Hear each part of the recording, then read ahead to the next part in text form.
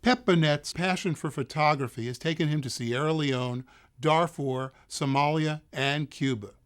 And through his photographs, published in newspapers and magazines worldwide, he tells unvarnished stories of faith, suffering, and healing. And true to the tradition of great photojournalists, Pep relies on Kodak black and white and color slide films to bring his images to life. His approach has brought him international acclaim, including recognition as American Photo Magazine's 2004 Emerging Artist of the Year and the Kodak Young Photographer of the Year Award in 2003.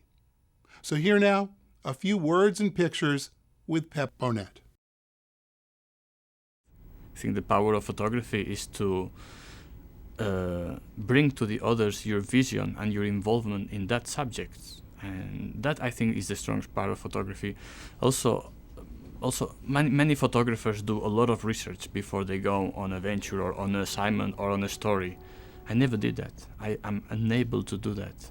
I don't like getting preconceived ideas about things or places. I like to go there without any judgment, without any idea of where I'm going or what I'm going to do. And I think it's through photography that I learn and I get all that information, you know. I think it's through photography that I get to know about the subject. It's through photography that I get to learn and to experience, and then I can talk about that subject. You know, all my life I had been traveling. I was a professional windsurfer before getting into photography. So I thought, well, you know, this guy's been traveling all around the world, taking those pictures. I'm sure this is fun. So let's try that. So I did some photography courses in Amsterdam, very short courses in a small academy called Photogram. I did a 1 month course. It was like 1 day a week of learning how to operate a camera, how to get your aperture and shutter speed. And then I did another course of how to get a negative developed and how to make a print out of it. And that was my education. And I'm happy I didn't go further, because this is like anything in life, guitar, cooking, whatever you want to. If you are too long with your teacher, you will learn too much about his style and about his habits and his good things and his bad things. I think in photography you really need to discover yourself, who you are, how do you see. So in the first years, what drew me there was the unknowledge. What I didn't know anything about that subject or anything about that country, but I felt I would like to be in there. After seeing some Natchway pictures of this war photography and all these things, I thought, I really like these pictures. I really like what they tell me. I really like what they make me feel. I'm aware of a different reality. I want to do this. But in the first times, I never thought about the impact that photography could have. And then what brought me there, and what still brings me there in many cases, is that I don't know anything about that. And I want to know. And I want to have that experience, and I want to be totally blinded by all these things that are happening, you know. But I have a feeling that that's right, that that's what I want to do, that's what I feel comfortable doing. And I realize afterwards that these photographs I'm doing and the stories I'm publishing around, they might have an effect on people, and it might happen that somebody takes a reaction against these things. I started shooting Kodak film since the first day because I had a teacher, and she taught us how to develop a film, and that was the Kodak Triads.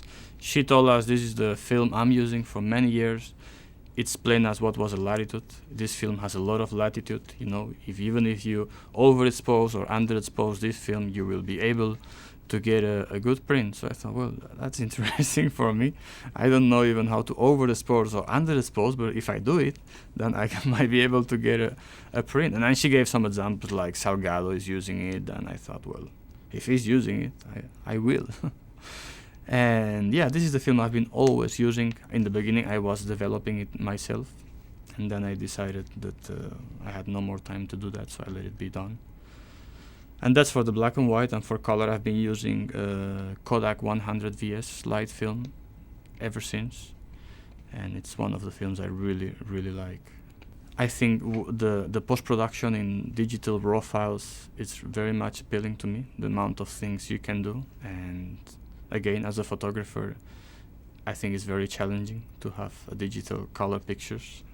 because you can really improve the quality of your work. It really gives you the playground which you had in the darkroom with the black and white print, with the burning and dodging and making it look the way you want it to look, not necessarily the way it was. I've never added anything on my pictures or taken anything away. I just think that the tool we have right now, nowadays with Photoshop and digital files, it allows you to do things which you were dreaming of before. Kodak gave me a lot of support, a lot. Since I won the Wallpress Photo Masterclass, they gave me like 2,000 euro worth of film. So I was shooting Kodak film at that time, so that gave me the possibility of continuing to shoot Kodak film for a long time. Then I got the Kodak Young Photographer of the Year award at Visa pour l'Image. That was also sponsored by Kodak. First thing I tell them is not to listen too much to what I have to say, because I don't have much to say. But when it comes to a point that they want to know what I do, how I use, what do I use, how do I manage, then I tell them I try to be very honest.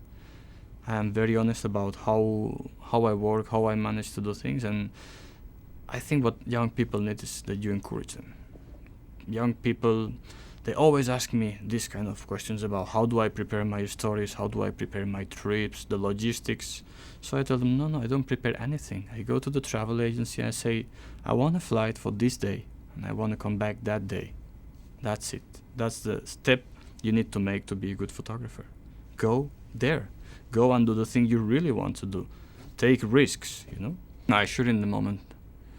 I'd never missed a lens or a camera, or sometimes I miss a little bit more of light, especially in Africa when I'm working indoors with black people. Sometimes I'm really, I have lack of light.